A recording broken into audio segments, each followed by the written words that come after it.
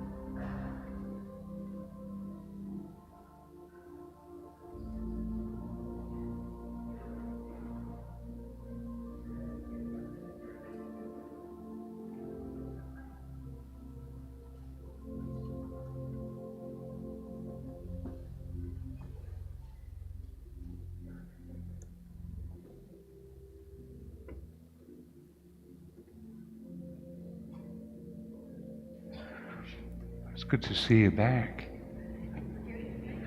You're the courageous ones that are doing the trifecta. 3 in a row. It's good. Yeah, thank you for coming back. It's really good to have you. It's real good. Is there anybody that's brand new tonight that hasn't been here at all? Well, welcome. Good to have you. Hello. Welcome. Greetings. You haven't missed much. Somebody will fill you in. Welcome to the third evening. So the first night, you and I explored the notion of synodality. And what does that... And I promise to end before it goes 8 bells. What is synodality? What do we mean by that? What's Pope Francis trying to achieve with it? And then we said that there are 4 essential postures that you and I might need to think about and maybe adopt if we're going to be a synodal people. And the first night we suggested it was humility. And we said humility is not making ourselves earthworms or making ourselves somewhat less. Humility is a genuine acceptance of the gift that we are. And we quoted that beautiful prayer by Whitaker. Help me to believe that I am beautifully and wonderfully made. And humility will also admit at the same time that though I am beautifully and wonderfully made and certainly gifted, and I have all kinds of abilities, that I also have my limitations. In humility, we'll say, I'll let someone else take care of those limitations. I'm willing to allow that. I'm not going to stand in their way. And then last night, we explored two themes. We said if we're going to be a synodal people that are going to be engaged in this conversation that is discerning and looking forward, we have to be a people of prayer and of receptivity. And we recast the notion of prayer, I think, somewhat significantly. Wouldn't you agree? And we said that prayer is really all about adopting this posture of listening and of allowing ourselves to hear what it is that the living God wants to say to us, which signaled to us this notion of receptivity. And that very often we listen to that inner voice within ourselves, and it's an inner voice that insists that we keep excessively busy, and an inner voice that likes to say no, or that I know the way. But receptivity is instead a willingness to hear what another has to say, which is prayer. And that if we're receptive, in a genuine spirit of acknowledging that this other person is also gifted by God, and hot dang, we might come up with new insights. And if we come up with new insights, we might discover new ways of moving forward. Kind of fun. Of course, one night we heard about Sophia. I want you to know we had Sophia's dessert for supper tonight. It was darn good. Right? We did. Strawberries with extra thick balsamic vinegar de Modino and a grind of fresh pepper. And I set it in front of Father Dan, and he looked at this and said, "What is this?" How is that for an impersonation? Did I do it? What's this? And then we told him, and he had one spoonful and went, "Oh, this is good." It was real good. We didn't have Moscato, unfortunately, because they said I have to be sober tonight. So it was kind of good. So we told stories. What was last night's story? Does anybody remember? The red violin, exactly. Yeah, the Mendelssohn Red, which is an interesting story on receptivity. And tonight I have two stories for you. One is all about making money, and one is about reconciliation. We'll see how it goes. Because our theme tonight is really about community and creativity. So we have a gathering song. What are we singing tonight?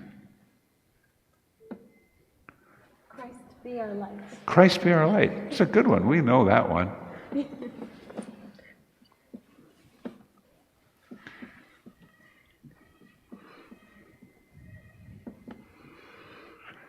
Should we stand for the gathering song? Let's do that.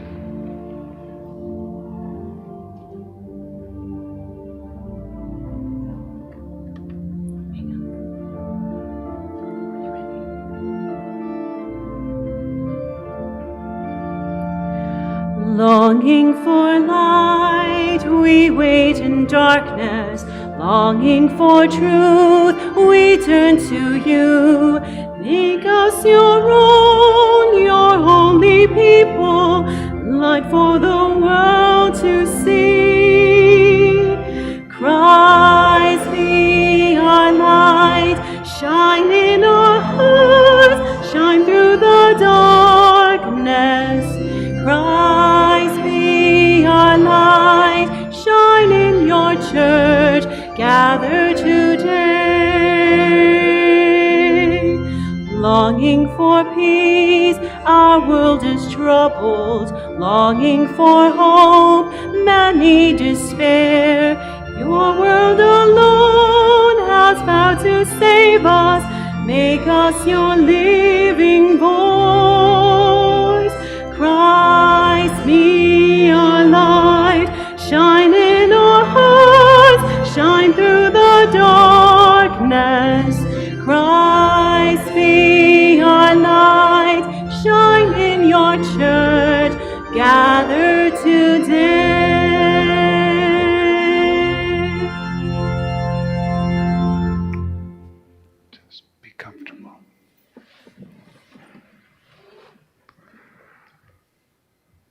A new look at community, common unity, and creativity.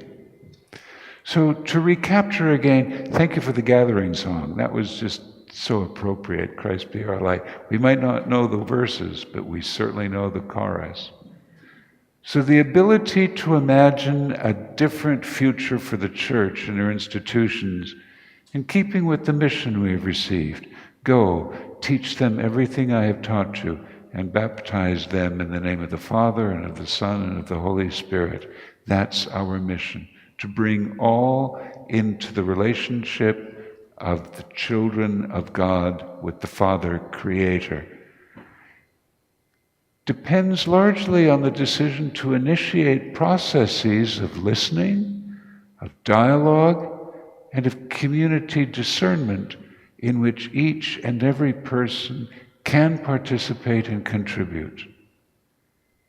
Every one of us, by virtue of baptism, is a child of God and infused with the Spirit. And humility tells us we're gifted. We have something to offer, and we need to find a way, the mechanisms, in order to share what we have to offer for the good of the church. It is to plant dreams, to draw forth prophecies and visions, allow hope to flourish. And over again, I've said hope, that most elusive of all of the Spirit's virtues in today's world. There's so much darkness, so much shadow. People want hope, a glimmer of hope, something to hold on to. That's what you and I can offer. To inspire trust, to bind up wounds, to weave together relationships. The church is, before anything else, the body of Christ, an intricate series of mutually interdependent relationships that give life and receive life, one from the other. That's the church. It's funny that you and I sometimes see the church as being a pyramid, and somehow the Pope is on the top and we're somehow on the bottom, and all we have to do is say yes from everything that comes from the top. It's not it at all. We're a community. We're people together on the journey. Do you remember that hackneyed song? We are companions on the journey, breaking bread and sharing life. You mean you never sang that song here in Florida? Of course you sang it here in Florida. That's the whole point. We are companions on the journey and sharing life. It is to awaken a dawn of hope, to learn from one another, and to create a bright resourcefulness that will enlighten minds, warm hearts, and give strength to our hands. I find this to be terribly exciting and very interesting, very hope-filled. Let's pray our mission prayer. A litany of the way, prayer for the journey, thanks to the Conference of Bishops of the U.S., written originally in 2002, and we've been allowed to use it for our time together. As Jesus sought the quiet of the desert, teach us to pray. As Jesus washed the feet of his disciples, teach us to love. As Jesus promised paradise to the thief on the cross, teach us to hope. As Jesus called Peter to walk to him across the water, teach us to believe. As Jesus sat among the elders in the temple, teach us to seek answers. As Jesus in the garden opened his mind and heart to God's will, teach us to listen. As Jesus reflected on the law and the prophets, teach us to learn. As Jesus used parables to reveal the mysteries of the kingdom, teach us to teach. Isn't that a beautiful icon? Every night I've had an icon for you. This one I've chosen as the image of community. You'll notice that it's the tree of life, but you'll notice that Jesus, of course, is in the middle of it, and he's surrounded by the 12 apostles. This icon has some meaning for me. I have to tell you the story. I was leading a pilgrimage to Greece and to Turkey, and we wind up at some place in Greece. I can't even remember where it was, but it was a place where icons were being painted, not written. Do you remember when I told you about writing an icon? That it's a whole spiritual process? This is a place where they were merely being painted. So they were taking the classics and they were simply duplicating them. Every single one is hand-painted, which is really wonderful. And so I've got a group of people in there, and part of me is miffed because it's not really being written. They're being knocked off. But nevertheless, it was fascinating. And the owner of the place came up to me and said, "Father, choose any icon that you want, and it's yours." Well, here's what's really interesting. When I walked into the place, this is the icon that my eyes fell on. And again, it's got a gold background. And I said, I can't do that. That wouldn't be right. If it's to be a gift from you, why don't you choose the one that you believe will speak to my spirit? They gave me this one. I think it's a splendid piece. What is community? When I say community, what comes to mind? St. Peter, who was merely a fisherman and who spent most of his gospel life with one foot in his mouth, think about that, actually wrote a couple of very fine letters after Pentecost. And one of the things he said in his first letter, chapter 2, verse 9, is this: "You are a chosen race, a royal priesthood, a consecrated nation, a people set apart to sing the praises of God." Profound stuff. What does it mean to be a royal priesthood?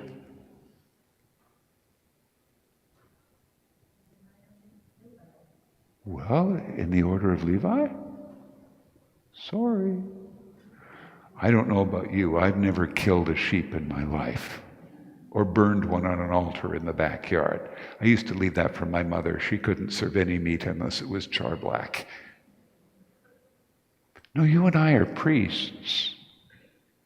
Every one of us, by virtue of our baptism, is made a priest, a prophet, and a king or queen. Each one of us, by virtue of baptism, priest, prophet, king, or queen. What does that mean? Well, Christ was anointed priest, prophet, and king. As priest, he serves. As prophet, he teaches. As king, he governs. Priest, prophet, king. And as Christ is anointed priest, prophet, king, so are we anointed.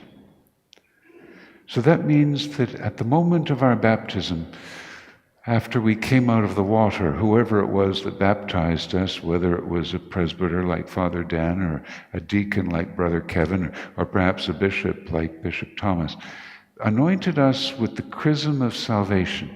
Chrism is an oil which is consecrated by a bishop during Holy Week. It's different than the others because the other two oils, the oil of sack for the sick and the oil of catechumens, is merely blessed. But the oil of chrism is consecrated. And to set it apart, it's ordinary oil, but it's always infused with rich perfume. And at our baptism, this oil was rubbed into the crown of our heads, not on the forehead, on the crown. I always smile when I say to people, when you bow, this is how most people will bow. Very ballerina. I had the kids at the school today. Deacon Kevin can tell you. And I said, when we get to the consecration, you all have to bow. And I said, that means this, not this. I said, ballerinas do this. And of course, all the junior high guys are all embarrassed. because you reveal the crown of your head to another. The ancients believed that from this place on the crown of the head was a divine connection. And so when you reveal your crown to another, it is to show honor to another. We were anointed on the crown of the head. Do you know when Elizabeth II was crowned queen? And you can look for this for King Charles. Were any of you here in 1952 and remember her coronation? It was really interesting. Everybody thinks that the big moment of the coronation was when the Archbishop of Canterbury placed the crown on her head. That wasn't it. The big moment of the coronation, and this will happen with Charles too, is that a canopy will be brought, carried by 4 page boys, and lowered so that no one can see. The Archbishop of Canterbury will enter underneath that canopy, and he will be carrying with him something known as the royal ampulla. It's about this tall, it's made of gold, and it looks like an eagle. Someone would think they stole it from the Library of Congress. And out of the eagle's spout comes the oil of chrism. As Elizabeth was crowned, so will Charles be crowned. He will be anointed on his head, he will be anointed on his breast, and he will be anointed on his hands. And he will be told, by this holy anointing you are king. The crown only tells you that this is what has been anointed. And you and I were anointed on the crown with chrism. And the words were, as Christ was anointed priest, prophet, and king, so may you live as a member of his body, sharing everlasting life. We are anointed royal stock because we are the brothers and sisters of Jesus, the Son, through whom all things were made. Through him all things continues in being. He is before all else that is. And as he is heir to everything that is seen and unseen, so too are we heir to everything that is seen and unseen. That's our gift. That's our divine royal birthright. That's God's promise to us. I've already ordered my planet. I said have to be too big. I just want freeways without anybody on them. And an awful lot of priests like to put themselves way up on the pedestal saying, I've been ordained a priest and you ain't. I'm a priest, you're a layperson. You listen to me. My response is balderdash. You got it wrong, folks. Our sacrament has been given to your service. My sacrament of order is to help you to be a priest. To exercise means you serve me. I'm going to write a letter to the Pope saying, I'd like to quit, please. I want to buy a farm in rural Alberta and raise cows. No, my sacrament, our sacrament is at your service. You are priests. And your dignity in the priesthood of Jesus Christ may not be deprived of you. And you're prophets. A prophet doesn't tell you what the numbers on the next Powerball are going to be. I've been trying, hasn't worked. A prophet is one, and the story that I told them was about a funeral luncheon that I went to. I had presided at it, and we went to the luncheon. I mean, the funeral liturgy was okay. It was a little chilly, but that's okay. And we went to the luncheon, and sort of no sooner had everybody sat down than war broke out. And yelling at each other, and this is what Dad wanted from me, and how dare you do that, and you're trying to usurp everything, and I know it, you're all about it, and it's really mine, and who do you think you are? Why don't you just go back where you came from? And the whole thing was bubbling over, and it was just awful. And that's when, what was her name? I said her name was, can't remember what name I gave her this morning. What's that? Sarah. Sarah stood up and said, stop! She screamed like little 6-year-olds can scream. Only 6-year-olds can scream like that. It's an ear-piercing scream. She screamed, and everybody in the room stopped, and she said, "You're hurting my heart." And the whole place stopped and looked at her. And she said, "That's not the way Grandpa love does. You're hurting my heart." And it was really interesting because here's a little child that just completely disarmed everybody in the room. I tried, and for God's sake, I'm the priest, and I stood up and tried to bring everybody into order, and nobody wanted to listen to me. But put a 6-year-old with really strong lungs in front of everybody, they listened to her. And sure enough, an hour later, they all left. Nobody was fighting. They were all willing to agree that they would listen to each other. Prophets, priests, prophets, kings. That's who we are. In no way are you as laypersons to think of yourselves as being in any way secondary in the church.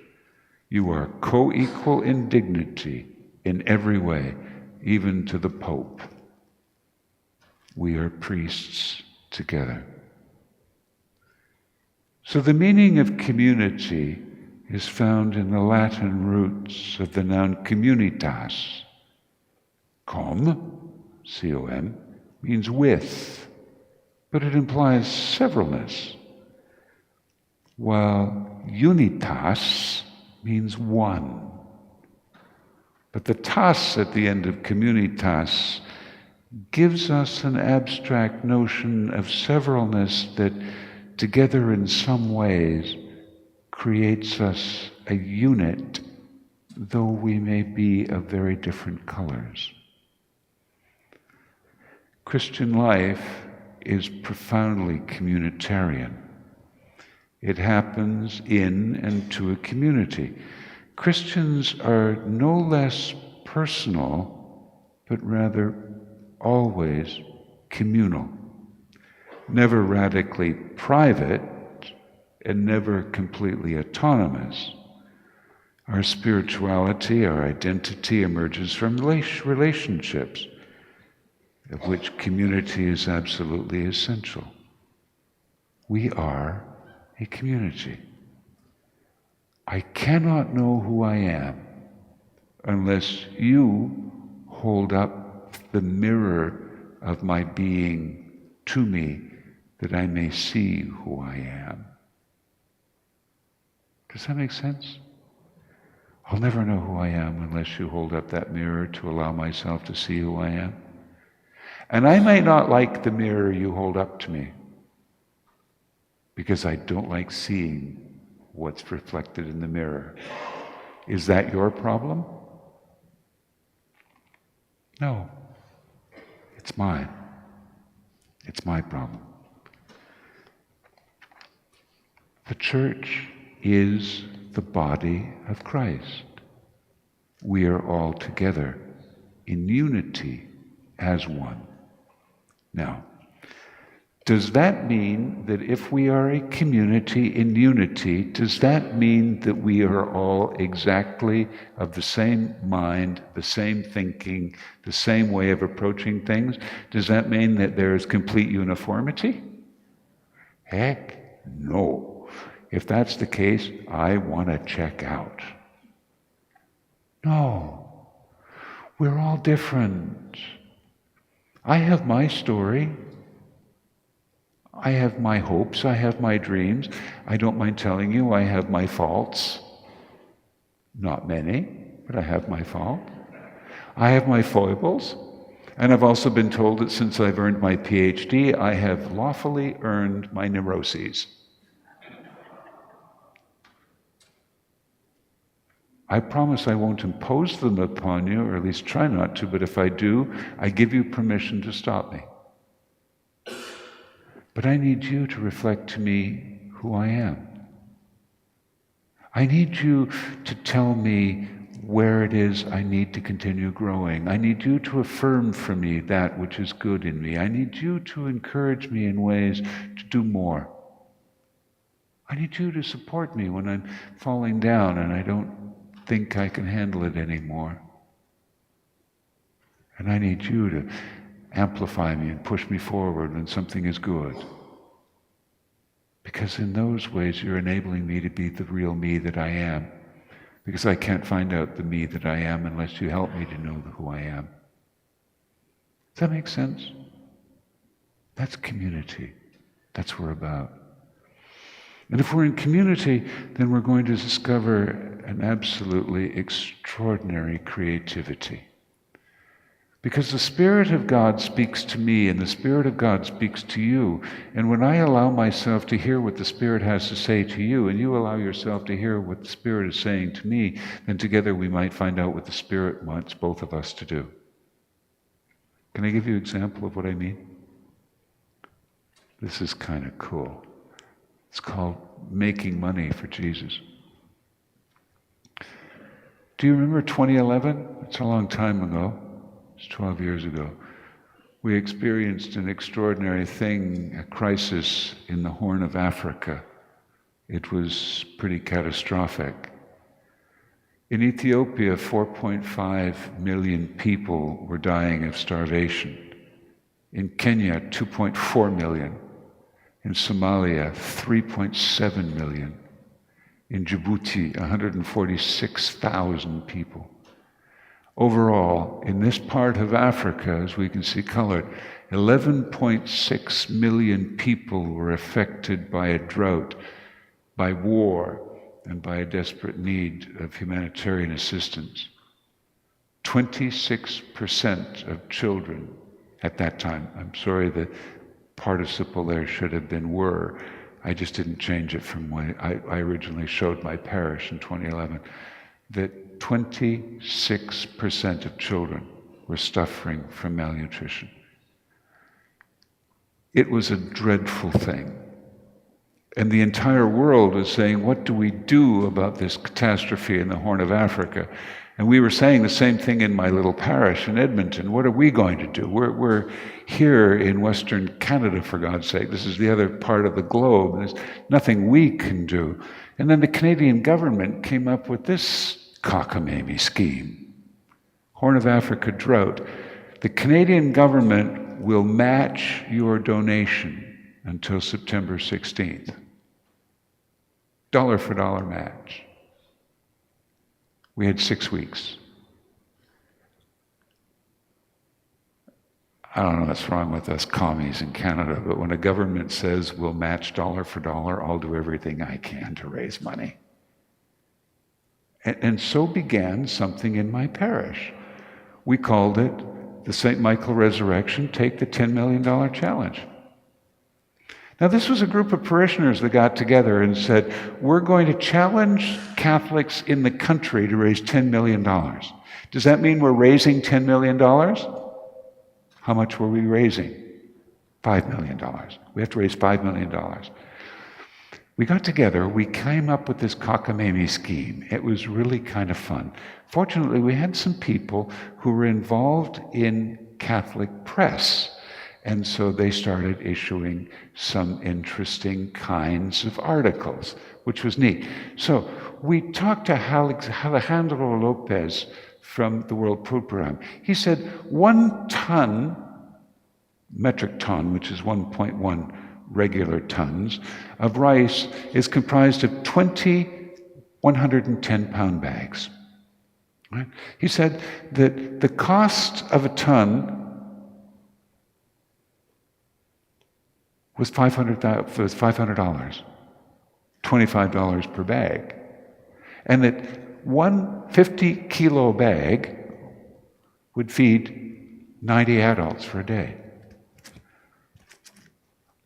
I went to my favorite Chinese grocer and I bought a 50-pound bag of rice. I put it in the corner of the sanctuary and I said, see that bag of rice? That's going to feed 90 adults for a day. Who's going to give me $25 for that? Well, at the end of the day, I had all kinds of money. So I kept buying bags of rice until I had bags of rice piled up to the top of the crucifix and all the way down. I bought a lot of rice. That came out of my pocket. Didn't matter. It was something that people saw, that every time they gave me $25, I was able to buy another bag of rice. We weren't sending rice to Somalia. They don't eat rice. That's not part of the diet. But it certainly caught people's imagination, and it was a visual that worked real well. It worked. 1 ton would feed 1,800 people for a day. So $40 would purchase 1.6 bags of rice, which would feed 144 per day. We kept putting these stats up in front of people. It cost 25 cents to feed 1 child for a day. 25 cents. 4 children are fed for $1. 160 children are fed for $40. We started breaking this down for people, and they started to see it. Then we put this up for them. Now, these are 2011 prices. So we said that, and this is Canadian dollars, I'm sorry, but a Big Mac was $3.29, 13 children. A Big Mac meal, $5.29, 21 children. We said, sushi for $30 with a tip, 120 children. Sushi didn't pass my lips for weeks. I couldn't do it. That martini that I insist on having before dinner every day, 48 children. Haagen-Dazs sells for Canada at $6 a pint. 24 children. Cappuccino. 12 children. Tim Hortons is a Canadian donut shop. It's on every corner in the country. Their coffee sucks. People like it. But a Tim Horton and a donut, 8 children. What we wound up doing then was, we did 2 or 3 things. Then we started posting this. And so as the money is coming in, I'm buying bags. I'm putting them, but I'm buying bags out of my own pocket. And at the end, there were like 200 bags of rice that I gave to the food bank. But we were raising money. Look at these figures. The parish, according to stats, has 800 families, which is approximately 3,200 people.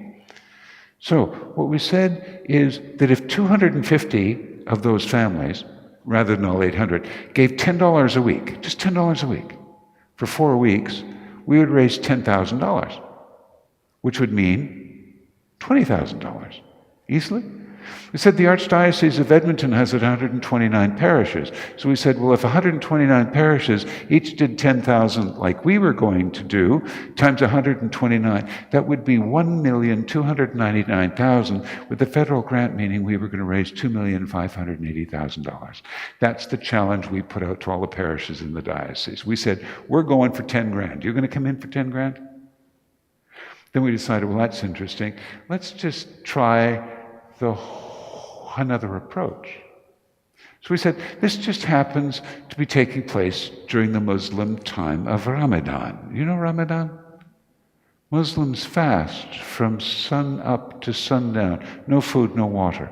So what we said was, let's join our Muslim friends and ask them to join us on this process. We agree that as Christians, we will fast from sun up to sundown, and we will contribute everything that we are not consuming to this process. And so we suggested that it would work out to $10 a week. I think it was underwritten, but anyway. So we said that if there are 368,545 Catholics in the province, and only 20% of those were willing to do the Ramadan fast, that would be 92,136 people. I mean, look at these numbers. It's really not that bad. And we said that if only 73,000 of them gave $10 a week for 4 weeks, we would raise $737,090 times 2. We have $1.5 million.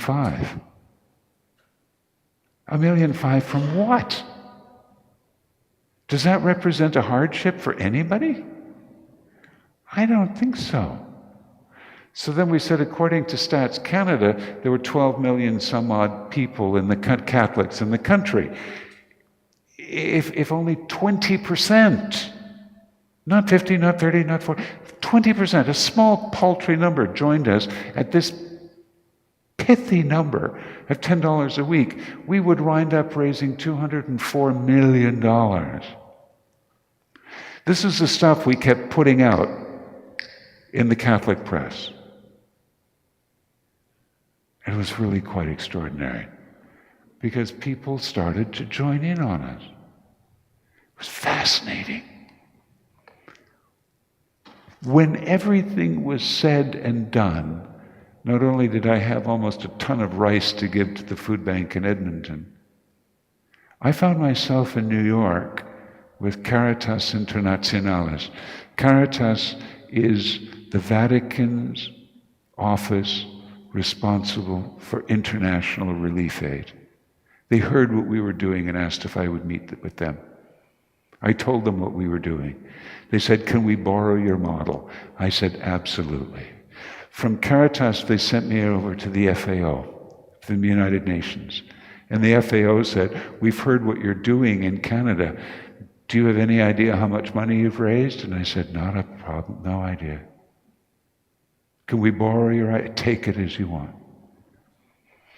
What was really fascinating about the entire thing is that when everything was said and done, my little parish raised $250,000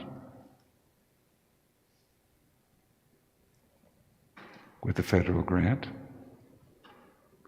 $500,000. And we were only one of I don't know how many parishes in the country that was able to raise the money. But then I sat down with somebody in Ottawa and I said, "So, thank you for your federal grant. We're really grateful for you. This is wonderful. We've got lots of money. My parish has $500,000 now, thanks to you. We would like to specify where it goes." "Who do you think you are?" I said, "I'm the guy that raised the money."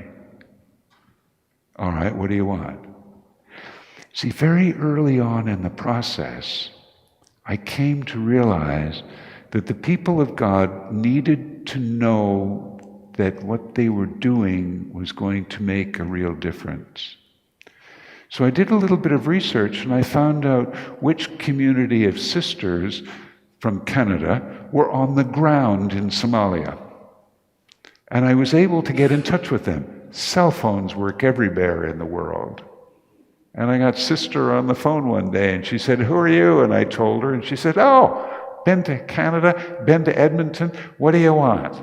And I said, "I'm trying to get you $500,000. And she said, "I'm all ears."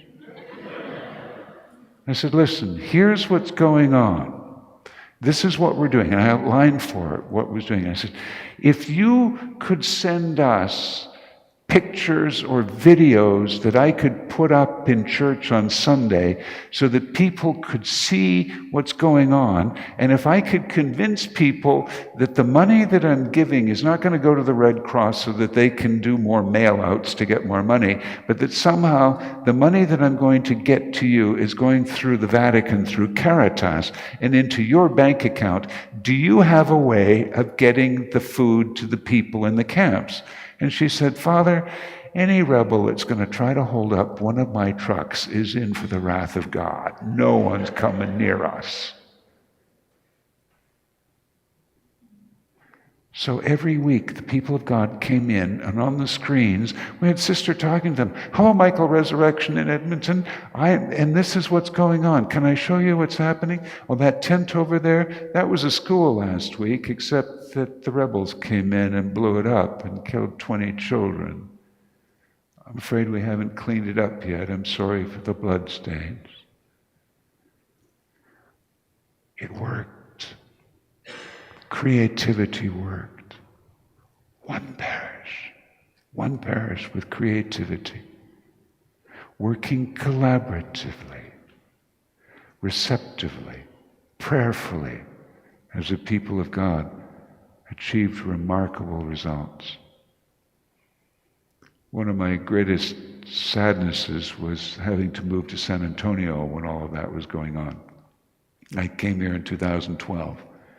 And regrettably, when I came down, my successor wasn't too keen on following up with that. He had his own ideas. Darn. But do you see what I mean? Community, creativity, yielding extraordinary results that can change the lives of others.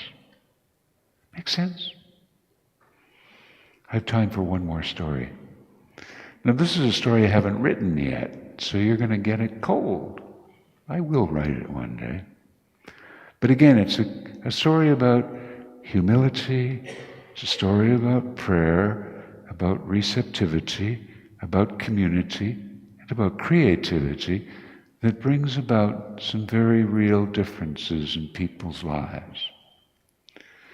So I was pastor of a small parish just on kind of the Canadian foothills, not far from the Canadian Rockies. It was an area that was very rich with coal and natural gas and timber. It was a good gig. I really enjoyed it. It was fun. And I wasn't supposed to be there very long. The bishop had sent me there for 2 years, but I managed to stretch it for about 9. Because we, needed to build a new rectory, and then we decided to build a new church, and then we decided that we needed a new school, and heck, I was having a great time. But it was Easter Monday, and I was exhausted because we had had one heck of an Easter vigil with the baptisms of a dozen people, and the celebration was just amazing, and we built an immersion font for them, and it was just wild. And then when it was all over at 2 a.m, we went downstairs, and it was a champagne reception and just a big banquet, and we were eating and toasting, and it was just great. And I managed to leave the church and get home as the sun was just coming up over the horizon so that I could get up an hour or 2 later to do the 8 o'clock Mass on Easter morning, which was fine. And I did the 2 liturgies of Easter, and then that evening I hosted a dinner for all of our neophytes. I did roasted leg of lamb, and it was this big banquet, and we ate and we laughed and we told stories, and it was just extraordinary. And I managed to kind of get home after midnight after cleaning up, because I'm not going to make the people of the parish clean up my messes. We were all in it together. And so when the phone rang at 7 o'clock on Easter Monday morning, I wasn't exactly receptive. I wonder why. So I ignored it. And it quit ringing, and that was good. And I put the pillow over my head and went back to sleep, and then it started ringing again. And so I reached over and I answered the phone, and it was some of the maintenance people, and they said, "Father, sorry to bother you." And under my breath I said, "Bloody well better be." "What's up?" She said, "We had a break-in. We don't know when, but," she said, "they broke into the gift shop. They've taken all the cash." But she said, "Worse than that, they took your ordination chalice. They've taken all of our chalices, our ciboria, our patens. They've taken the monstrance. They've even taken the tabernacle key. They've taken everything that we think is of value." I said, "Are you yanking my chain?" She said, "No, you better get down here. The RCMP is here, Royal Canadian Mounted Police." Shortly after 7 a.m, I dragged myself to the church, and of course the whole place is being fingerprinted, and I was fingerprinted, and everybody that helped the liturgy was fingerprinted. And I said, "Did they get in the tabernacle?" And she said, "We don't know, we haven't got the key." So I said, "Better call a locksmith, tell him to bring an awful big drill bit." They arrived, they drilled into the tabernacle. No, tabernacle hadn't been violated, thank the Lord. But now I don't have a tabernacle. Fortunately, we had a parish mission, so I went to the mission and got the tabernacle from the mission. And here's everything that we need. My story, my chalice. But the chalice that had been in the parish for 100 years was gone. Our ciboria was gone. Our patens were gone. The oils were gone. I had no means of celebrating the sacraments. They stole my means of celebrating the sacraments. They stole the story of the parish. They took it all. Who are these people? I was incensed and furious, and the people of God were insulted and offended. And of course, the conspiracy theorists got on board. It's the Pentecostals. They're trying to shut down the Catholic Church. Oh, God, we got to shut these people down. Blame the Mormons. We know that they're behind all of this. Oh, gosh, it's not them at all. There's a Satanist clique that lives out in the bush. You've heard about them. Oh, people, give me a bloody break. We've had a break-in. We did our best to try to do what we could to celebrate sacraments. I did what I could to try to calm people down and tell them all of this poppycock wasn't worth listening to. We'll carry on. We'll figure out a way. Then I got a call from the RCMP about 3 weeks later. Father, would you come on down to the detachment? So I went down. Sitting on the constable's desk was a big duffel bag caked in dirt. He said, we haven't opened this yet, but we kind of think it might be of interest to you. And I said, why is that? And I'll tell you in a minute. Are you ready to look? And I said, sure. So on went the gloves. He opened the bag, and of course cameras are flashing. Sure enough, inside the bag, my chalice, chalices, patens, tabernacle key, everything is there. There was also stuff there that was taken from the Episcopalian Church. So I said, what's the story? And he said, well, it turns out we've arrested an 18-year-old woman and 2 17-year-old boys, young offenders, who somehow had the cockamamie idea that the Catholic Church had gold and platinum and jewels. And all they needed to do was to steal it, bury it for a few weeks, and then when the heat turned off, they could hawk it all and they'd live on Easy Street. And I looked at him and I said, how stupid are these kids? And he said, they're kids, Father, what do we say? He said, do you want to press charges? I said, not really. He said, okay, I'm going to do it anyway. Do whatever you want to do. Give me my stuff. So after it was fingerprinted and everything else, we took it back, and that was fine.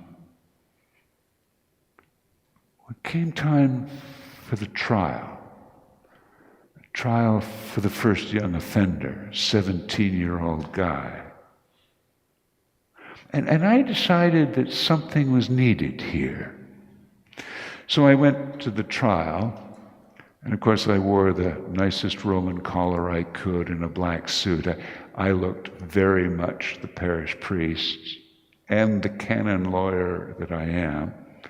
And I sat in the front row, and I looked as pleased as I could possibly look. And the kid got up and pled guilty. Case closed. So I got up and moved over to the table of Crown Counsel, which is the equivalent of your prosecutor, exactly. And I said, he's pled guilty, I wish to approach the bench. And he looked at me and said, Father, I know you're a canon lawyer, get off your high horse, you can't approach the bench. And I said, why not? I'm the parish priest. And yes, I am a canon lawyer. I've got something to say to the Crown. Oh, let me see. So he went up and whispered in the judge's ear, and the judge said, I happen to know the judge. What do you want? Are you trying to play Perry Mason? No, I said. He's just pled guilty, and I know what you're about to do to him. I know what you have to give him for his crime. But I've got something to say that I think might mitigate that. Are you trying to mess with justice? I said, no. I think that what I'm about to propose is going to make eminently good sense. I said, well, I'll tell you what. I'll let you address the court and make your proposal, just as long as you understand that I'm going to give sentence as I need to give sentence. And I said, I'll give you that, no problem at all. So I go back, and he, bang. Father Keeler is the parish priest. Father Keeler is a lawyer. Father Keeler has asked to speak to the bench. I'm giving him leave to speak. And I said, my lord, because in Canada we call bishops my lord. My lord, I understand that you're about to render sentence, and I appreciate what the law is going to require of you. However, I'm asking leave for the following. Whatever sentence you impose, I ask that it include an apology to the people of God. An apology on my terms and in my time. An apology that is his to give alone, an apology that will not be made known to the other co-defendants in this case, but remain secret. And he looked at me and he said, are you kidding? I said, no. He picked up his gavel and said, the accused is sentenced to a public apology at Father Keeler's choosing. Nothing else. Bang. That was his sentence. So I approached this kid, 17 years old, his dad sitting next to him, not at all pleased that a cleric has just dictated the terms of his son's sentencing. And I said, when do you want to set it up? And he said, I don't know. I said, I'll give you 6 weeks. All right. I gave him the date and the time. 10:30, Sunday morning, the church. So for the next 6 weeks, what I started doing was preaching about the whole idea of the nature of forgiveness. What does it mean to restore to right relationship? What does it mean to not treat someone as their deeds deserve? What does it mean for us to accept in love without negative judgment? I preached that for 6 weeks. No one knew where I was going with it. It was Easter time, it all fit. And then on that Sunday, when the liturgy was over, I said to the people of God, would you sit down for a minute? We've got something I need to share with you. So everybody sat down. At the back of the church is this 17-year-old kid wearing a white shirt and a black tie, black blue jeans, and his dad standing there with his hand on the kid's shoulder, looking terribly miffed about the whole thing. And I said, I don't know what his name is. I don't know what his dad's name is. I don't know anything about him. All I know is he wants to say something to you. Come on down. And so the kid came walking down the aisle, stood in front of me with his dad, hand on the shoulder, and he said, Father, I've come to apologize. And I said, hold it. I got a microphone for him and handed it to him and said, I think you better use this. And so, Father, I've come to, no, sorry. You're not apologizing to me. Turn around. Talk to them. And he looked at me and I said, yeah, turn around. Talk to them. So he turned around. His face was as white as his shirt. His dad is standing next to him, and he's not looking too happy about this. And the kid started to speak. He said, I've come to apologize. I didn't know what it was we were doing. I thought we were going to be rich. And now I understand that what I did was took away your story I took away your ability to be community. I took away your ability to celebrate sacraments. I didn't know any of that. I'm so sorry. I apologize. And here's $20. This is 1/3 of the amount that we found in the cash box. I swear there was only $60 in there. I'm sorry. Will you forgive me? Everybody in the parish is looking at him. And then from the front row comes, it was Jonathan. Jonathan has Down syndrome. Jonathan is 6 years old.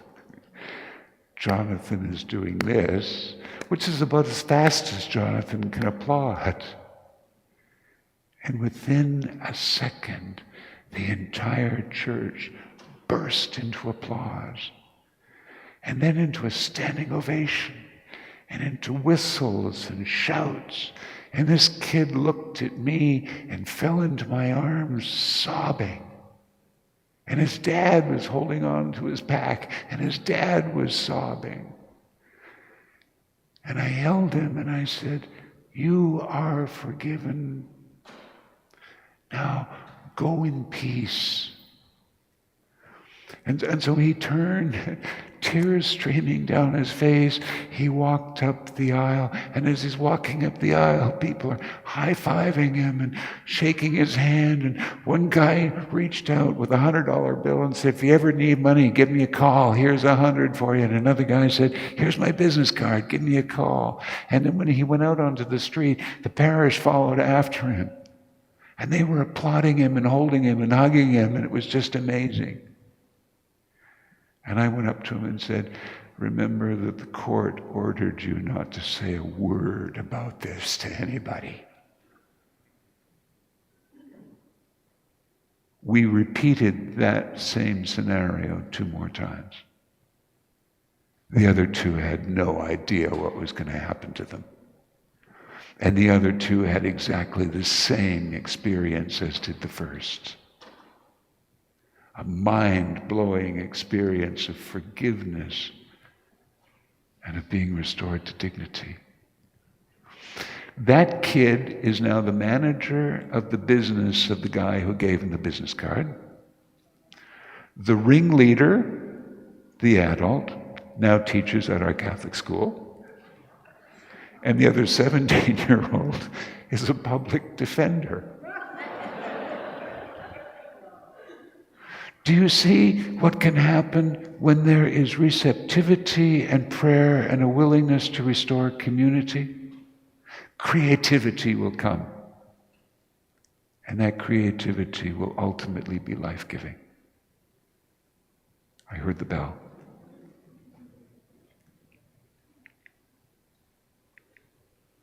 We need to have a prayer for concluding and a prayer for continuing. A litany of the way.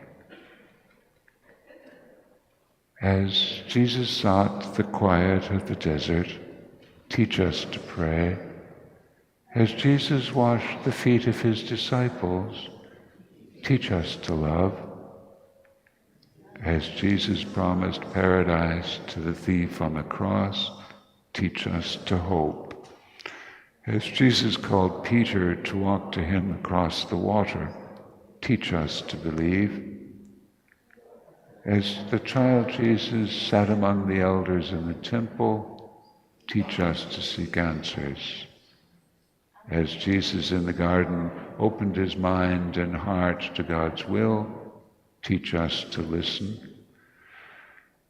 As Jesus reflected on the law and the prophets, teach us to learn. As Jesus used parables to reveal the mysteries of the kingdom, teach us to teach. Father Daniel, is there anything you wanted to say before we go into the final song? I just want to know, Father, if the man who gave the young man the $20, is he in here tonight?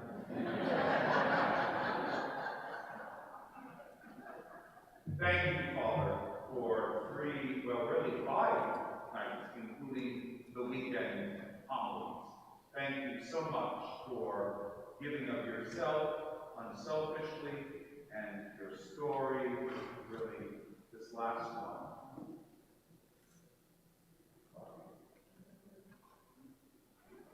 So, thank you from the bottom of the heart.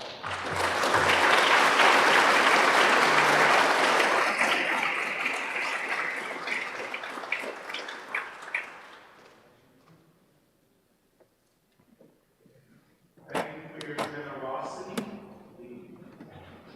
The pastors are being passed. Thank you. Thank you.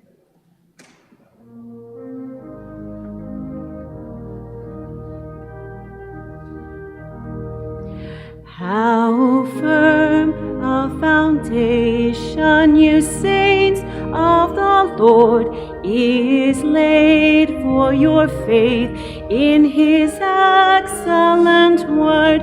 What more can he say than to you has been said? To you for refuge to Jesus have fled. Fear not, I am with you, oh, be not dismayed, for I am your God, and will still give you aid. I'll strengthen you, help you your troubles to stand, upheld by my righteous, omnipotent hand. When through the deep waters I call you to go, the rivers of woe shall not you overflow, for I will be with you your troubles to bless, and sanctify to you your deepest distress. The soul that on Jesus still leans for repose, I will not desert to its foes. That soul through all hell should endeavor to shake, I'll never, no, never, no, never forsake.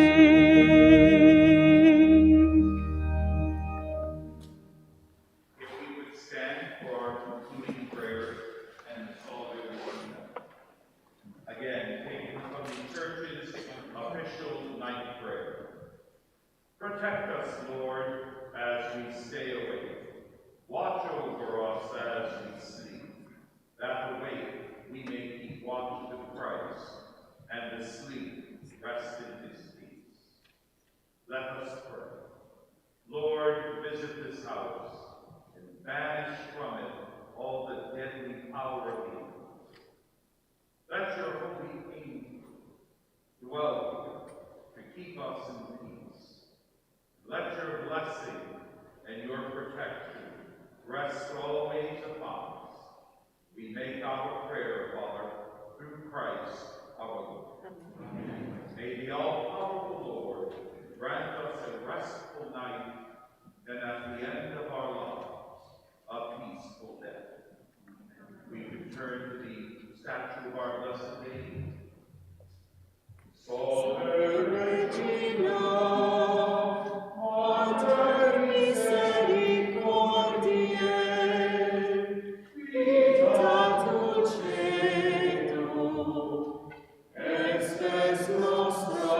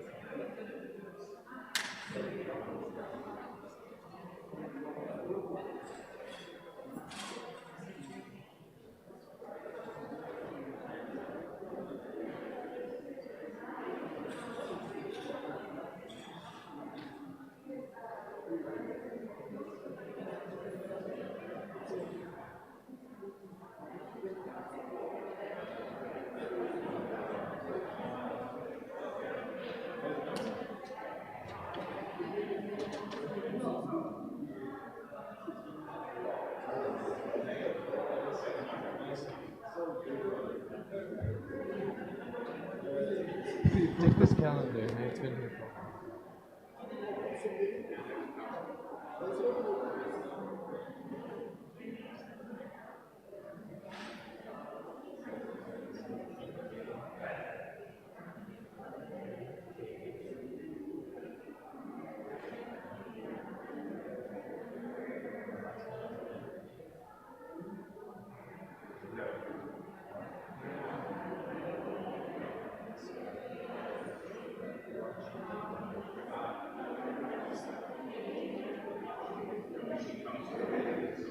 Yeah, we're Filipino, yeah.